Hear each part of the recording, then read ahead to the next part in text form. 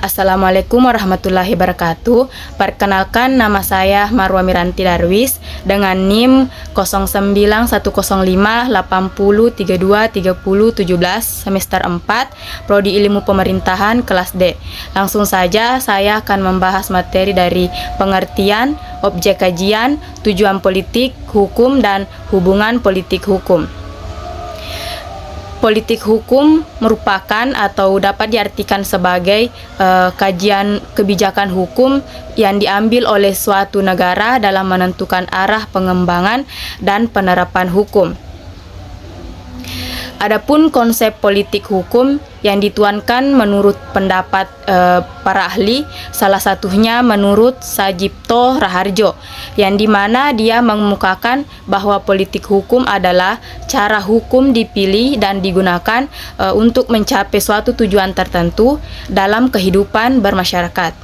Sementara itu menurut Abdul Hakim Garuda Nusantara yang mendefinisikan politik hukum sebagai kebijakan hukum yang hendak diterapkan oleh pemerintah dalam suatu periode tertentu.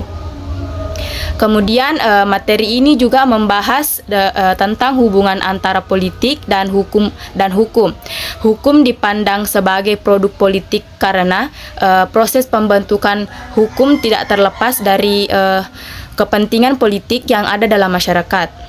Politik hukum juga mempunyai peran seperti menentukan arah kebijakan hukum yang diambil oleh suatu negara, termasuk bagaimana hukum dapat dimanfaatkan untuk mencapai tujuan tertentu dalam pemerintahan. Kemudian selain itu materi ini juga terdapat kajian politik hukum yang mencakup berbagai aspek seperti latar belakang historis pembentukan hukum, sistem pemerintahan, perubahan dan penggunaan hukum, serta perkembangan hukum internasional.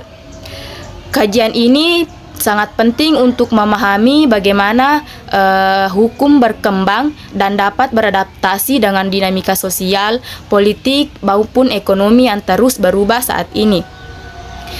Kemudian terakhir yaitu tujuan dari politik hukum, yakni untuk memastikan bahwa hukum yang berlaku dapat mencerminkan sebuah nilai-nilai dasar yang terkandung dalam sebuah konstitusi negara, serta dapat menjamin adanya keseimbangan antara struktur hukum dan kebutuhan masyarakatnya.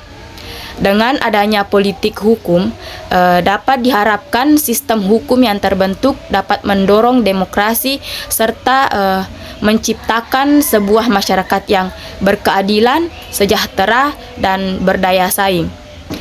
Sekian dari saya. Mohon maaf apabila ada kesalahan. Assalamualaikum warahmatullahi wabarakatuh.